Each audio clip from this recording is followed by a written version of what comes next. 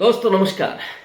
कर्नाटक से लेकर के बिहार तक और महाराष्ट्र से लेकर के राजस्थान तक भारतीय जनता पार्टी बेहद कमजोर विकेट पर है। वो कई सीटें गंवाते हुए नजर आ रही है, इसलिए उसकी सारी निगाहें उत्तर प्रदेश पर हैं। उत्तर प्रदेश वो सूबा है जहां सर्वाधिक 80 लोकसभा की सीटें आती हैं। एक कहावत है कि दिल्ली का रास्ता लखनऊ से होकर के जाता है। इसीलिए भारतीय जनता पार्टी की सारी निगाहें, सारा दारोमदार उत्तर प्रदेश पर है। लेकिन उत्तर प्रदेश में क्या बीजेपी के लिए 80 सीटें जीतना आसान है, जो उसका लक्ष्य है? सच्चाई यह है कि राजस्थान, बिहार, कर्नाटक और महाराष्ट्र की तरह ही, यानी देश के अन्य भागों की तरह ही, उत्तर प्रदेश में भी महंगाई और बेरोजगारी दो बड़े मुद्दे हैं। और उसके ऊपर जो भारतीय जनता पार्टी ने संविधान पर हमला किया है, उससे बीजेपी के लिए और भी ज्यादा मुश्किलें हो गई हैं।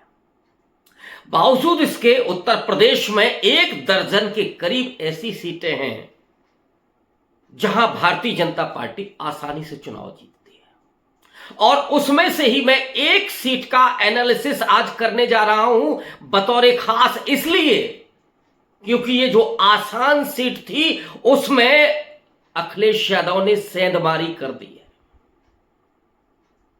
बेहतरीन मास्टर स्ट्रोक। और अखिलेश यादव ने इस बार जो पिच बिछाई है पूरे उत्तर प्रदेश में, पीडीए के नारे के साथ जो उन्होंने ओबीसी का समीकरण साधा है, इस बार भारतीय जनता पार्टी बैकफुट पर है। उसको समझ में नहीं आ रहा है कि वो क्या करे। लेकिन मैं जिस सीट की चर्चा करने जा रहा हूं, उस सीट पर भारतीय जनता पार्टी 1991 से काबिज है। बड़े बड़े दिग्गज इस सीट पर चुनाव जीत करके गए। अटल बिहारी वाजपेयी जो देश के प्रधानमंत्री बने भारतीय जनता पार्टी के, यानी गैर कांग्रेस वाद के पहले प्रधानमंत्री अटल बिहारी वाजपेयी पहला चुनाव 1991 में लखनऊ से जीतते हैं और लगातार 5 बार सांसद रहते हैं। 2004 तक, 2009 में लालजी टंडन यहां से जीतते हैं और फिर 2014 में उत्तर प्रदेश के पूर्व मुख्यमंत्री, ठाकुर समाज के एक कद्दावर नेता, भारतीय जनता पार्टी के राष्ट्रीय अध्यक्ष रहे राजनाथ सिंह यहां से चुनाव मैदान में आते हैं। और 2014 का वो बदलाव का चुनाव, जिस समय नरेंद्र मोदी के साथ भारतीय जनता पार्टी की एक तरह से आंधी चल रही थी, जिसमें यूपीए एक हवा की तरह उड़ गया था, उस चुनाव में राजनाथ सिंह लखनऊ से सांसद होकर के पार्लियामेंट पहुंचते हैं और उन्हें भारत की सरकार का नंबर 2 पोर्टफोलियो मिलता है, गृह मंत्री बनते हैं। और फिर 2019 के चुनाव में राजनाथ सिंह एक बार फिर से लखनऊ आते हैं और यहां से बड़े मार्जिन के साथ चुनाव जीत करके जाते हैं, लेकिन पोर्टफोलियो घट जाता है। वो होम मिनिस्टर से डिफेंस मिनिस्टर बनते हैं। और इस सीट पर समाजवादी पार्टी यानी इंडिया अलायंस के रविदास मेहरोत्रा चुनाव लड़ रहे थे। उनके नाम का ऐलान कई महीने पहले ही हो गया था। वो तैयारी कर रहे थे, नॉमिनेशन फाइल कर चुके थे। लेकिन कल दोपहर में एक ऐसी खबर ने उत्तर प्रदेश को, लखनऊ में बैठे हुए तमाम पत्रकारों को चौंका दिया कि ये अखिलेश यादव ने कौन सा मास्टर स्ट्रोक चल दिया। एक ऐसा मास्टर स्ट्रोक जिसने राजनाथ सिंह की सांसें अटका दी, भारतीय जनता पार्टी को फंसा दिया उसके गढ़ में। उत्तर प्रदेश जो देश का सबसे बड़ा सूबा है, उसकी राजधानी में राजनाथ सिंह को फंसा दिया। आज जो डिफेंस मिनिस्टर है, जिनके लिए बहुत आसान था लखनऊ का सफर, जो नॉमिनेशन करके शायद दिल्ली वापस चले गए थे, लेकिन कल की खबर दिल्ली तक भी पहुंची है और राजनाथ सिंह बहुत जल्दी लखनऊ की तरफ कूच करेंगे, क्योंकि ये सीट फंस ही नहीं गई है, बल्कि मैं आपके सामने जो आंकड़े पेश करने जा रहा हूं, उन आंकड़ों से आपको समझ में आएगा कि राजनाथ सिंह कमजोर विकेट पर है। और अगर अखिलेश यादव ने यहां रैली कर दी, कहीं राहुल गांधी भी यहां आ गए, तो यह सीट राजनाथ सिंह अगर हार जाए तो आप आश्चर्य मत कीजिएगा। मैं उस नाम का भी खुलासा करने जा रहा हूं। जिस नौजवान को अखिलेश यादव ने टिकट दिया है, उसका सामाजिक समीकरण कितना दुरुस्त। और इस बार मैं लगातार कह रहा हूं कि अखिलेश यादव उत्तर प्रदेश की नब्ज को पहचान गए।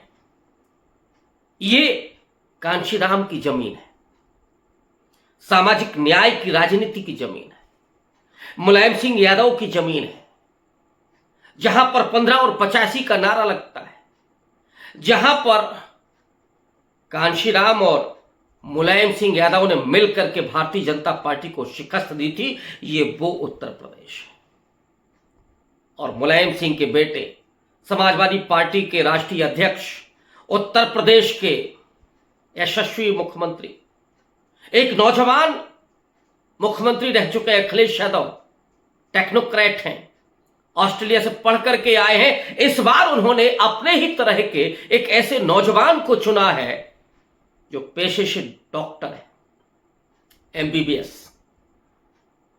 और वो नौजवान जब बतौर समाजवादी पार्टी के राष्ट्रीय प्रवक्ता अपने बात को रखता है, तो बेहद ईमानदारी के साथ, बड़ी विनम्रता के साथ, और इसीलिए समाजवादी पार्टी के भीतर भी और अपने तमाम विपक्षी दलों के भीतर भी अजात शत्रु की तरह देखा जाता है।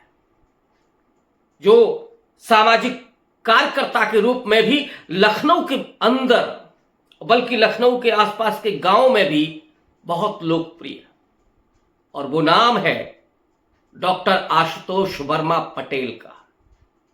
और यही वो समीकरण है जिसको मैं आपको समझाने जा रहा हूं कि कैसे राजनाथ सिंह को फंसा दिया अखिलेश यादव ने। ये मास्टर स्ट्रोक। कल जब नामांकन की आखिरी तारीख थी, रविदास मेहरोत्रा का नाम जा चुका था, नामांकन कर चुके थे, लेकिन आखिरी वक्त पर आखिरी तुरुप का इक्का अखिलेश यादव चलते हैं और आशुतोष वर्मा पटेल को बुला करके नॉमिनेशन के लिए कहते हैं। यह खबर देर शाम तक जंगल की आग की तरह फैली।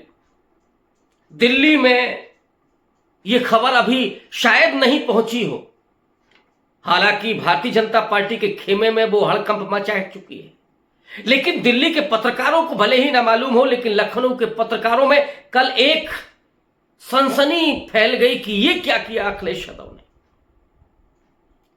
यह सीट जहां पर पिछड़े को लड़ाने की जरूरत थी अखिलेश यादव को, और एक ऐसी समाज को जो समाज भारतीय जनता पार्टी का परंपरागत रूप से वोटर है, वहां से निकाल करके ले आए आशुतोष पटेल को, आशुतोष वर्मा पटेल को। अब जरा मैं उस सामाजिक समीकरण को आपको बताऊं, आंकड़ों की बात करूं, पहले तो केमिस्ट्री फिर आता हूं। और ये मैं बार बार कहता हूं कि केवल अर्थमेटिक से चुनाव नहीं जीते जाते, केमिस्ट्री भी चाहिए।